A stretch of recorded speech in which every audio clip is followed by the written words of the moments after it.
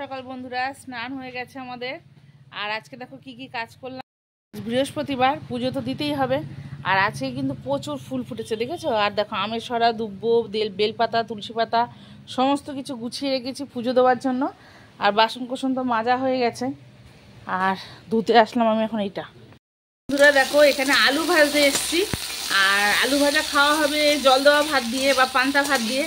আমরা মানে রাতের ভাত তো, ওই জন্য জল দেওয়া বললাম, পান্তা ভাতও বলা যায়। তো পান্তা হয়নি, একদম মানে সলা সলা ভাতই রয়েছে, টক ফক কিচ্ছু হয়নি। তো একটু পেঁয়াজ দিয়ে ভাজবো, পেঁয়াজ দিয়ে লঙ্কা দিয়ে আলু ভেজে কিন্তু পান্তা ভাতটা খেতে ভালোই লাগে। পেঁয়াজটা প্রথমে দিলাম না, পুড়ে যাবে, তাই ওই জন্য আমি একটু শেষের দিকে দিই। লাউটাকে কাটবো এখন, লাউ চিংড়ি রান্না করবো। আর এই দেখো সকালবেলা এই জায়গাটা থেকে খুলে পড়েছে লাউটা, জানো তো? দেখো এত বড় লাউটা তো কাটলাম, তো মনে হয় 4-5 কেজি হবে মনে হয় লাউটা। আমি তুলতে পারছি না এটা।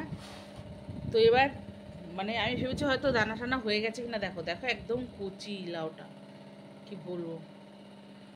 তো বন্ধুরা দেখো, আমি লাউটা বসিয়ে দিয়েছি। আর আমি পুরোটা দেখালাম না, কেন প্রতিদিন আর কি দেখাবো, লাউ ওই একই রেসিপি একই জিনিস, তো দেখালাম না। এঁচোড়টা করব, আর বেশি কিছু করব না, আজকে দুটো আইটেমই করব। তো বন্ধুরা তেলটা গরম হয়ে গেছে, আর ফোড়নে দেব জিরে, তেজপাতা, শুকনো লঙ্কা। আর কি রান্না করব আজকে জানো? আজকে করব এঁচোড়। সেটা হচ্ছে ছোলার ডাল দিয়ে করব। মটর ডাল দিয়েও খাওয়া যায়, ছোলার ডালেও খাওয়া যায়, যার যেটা ইচ্ছে।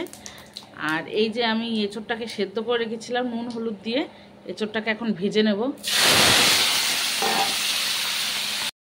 সমস্ত মশলা শিলেই বেটে নিলাম, শিলে বেটেই করছি আজকে। আমার গুঁড়ো মশলাগুলো শেষ হয়ে গেছে, ওই জন্য আজকে একটু শিলে বেটে নিলাম। তো এই এঁচোড়টার মধ্যে মশলাটা দিয়েই কষিয়ে নেব। এঁচোড়টা ভাজাও হয়ে গেছে। মশলাটার মধ্যে আছে দুটো শুকনো লঙ্কা, আদা বাটা আর জিরে বাটা, কেন লঙ্কা ফোড়ন দিয়েছি আর এটা বেশি ঝাল খাটে না। এখন কষিয়ে নেব, সুন্দর করে কষিয়ে নিয়ে যে ডাল সেদ্ধ করে রেখেছি ডালটা দিয়ে দেবো। আর নামানোর সময় দেবো একটু ঘি, গরম মশলা আর 1 চামচ মিষ্টি দেবো, চিনি দেবো, তাহলেই হয়ে যাবে। আর টমেটো দিলাম না, দেখো টমেটো দেবো না ডালটাতে।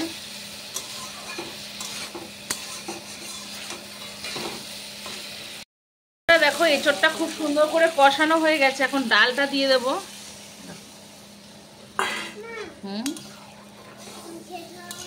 একটু ফুটবে। দেখো এঁচোড়টাতে 1 চামচ চিনি দিয়ে দিলাম, এটা একটু মিষ্টি মিষ্টি খেতে লাগে। দেখো গরম মশলাটা বেটে বাটির মধ্যে রেখেছিলাম, এর মধ্যে ওই ছোলার ডালটা সেদ্ধ করে রাখা ছিল তো।